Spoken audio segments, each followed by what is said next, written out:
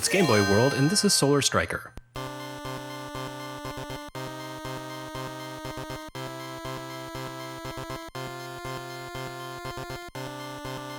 Everyone who owns a Nintendo system knows the single greatest truth about those platforms. No one pushes Nintendo hardware to its limit like Nintendo themselves. But that wasn't always true. Look back at the NES and you'll find that only a couple of games developed by Nintendo rode at the ragged edge of tech. Super Mario Bros. 3, maybe Joy Mech Fight, but that was really about it. And the same held true for Game Boy, at least in these early years. So far it's been third parties that have really explored the limits of what Gunpei Yokoi's hardware could do. HAL, Konami, Squaresoft, even Kemco. Nintendo's internally developed titles, on the other hand, have been drab and conservative. Golf was pleasant, and Super Mario Land was quite excellent despite its scaled-down feel. But everything else has been incredibly perfunctory. By the numbers. Sadly, that doesn't look to change anytime soon here on Game Boy World. Solar Striker marks the Nintendo R&D1 division's entree into a new genre and a new decade, and it's about as bare-bones a game as they come. It's the kind of game that feels like the first shooter a game designer would create, like a test run for better things. Solar Striker does the bare minimum you expect from a vertical shooter. You can move around the screen, shoot, collect power-ups as you blast enemies. It ticks all the checkboxes, but in each case it does so with the least amount of ambition possible. The screen scrolls at a steady, constant, and leisurely pace. Enemies drift into view casually, presenting a modest threat throughout the entire game. Said entire game consists of 6 levels that take about 3 minutes apiece to complete, making for a brief and unsatisfying shooter given the modest difficulty level. It's not even like your Starfighter is particularly powerful either.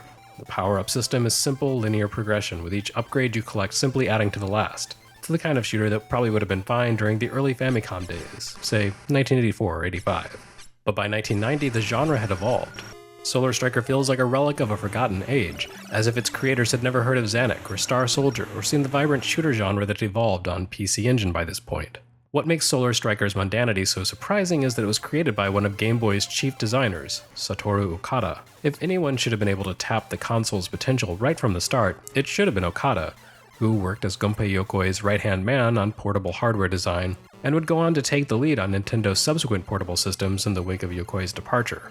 Okada had sat in the director's chair for Super Mario Land, the most impressive internal Nintendo Game Boy project to date. He had also directed Famicom games like Kid Icarus, GUMSHOE, Wrecking Crew, and Famicom Detective Club.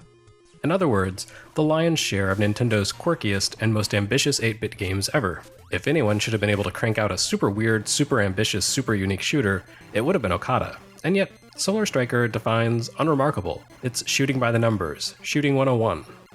So how did Solar Striker turn out to be such a letdown? Well, even the greatest designers occasionally produce a dud.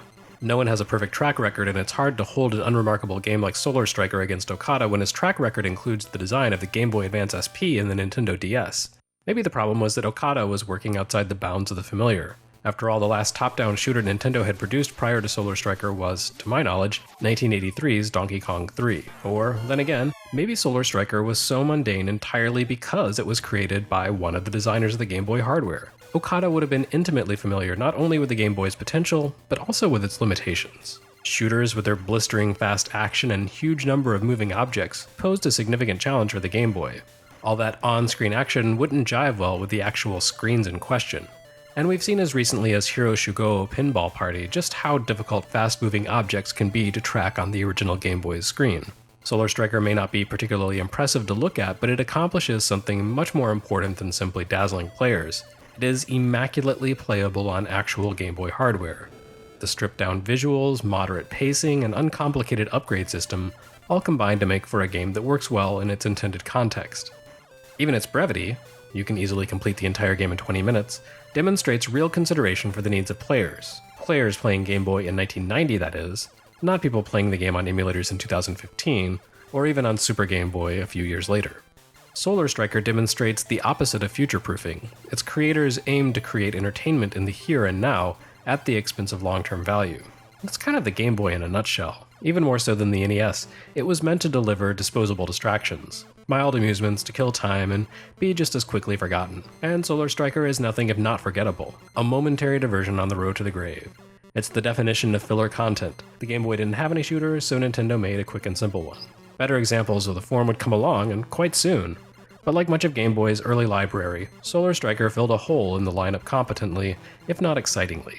Games like this would be much less defensible a few years down the road, but back in early 1990, it sure made for an entertaining way to kill time on a car trip, certainly more so than another round of Slugbug. No aliens!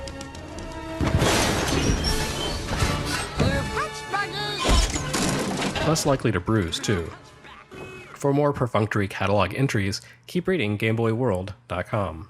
And please consider supporting Game Boy World through Patreon.com or by buying the book.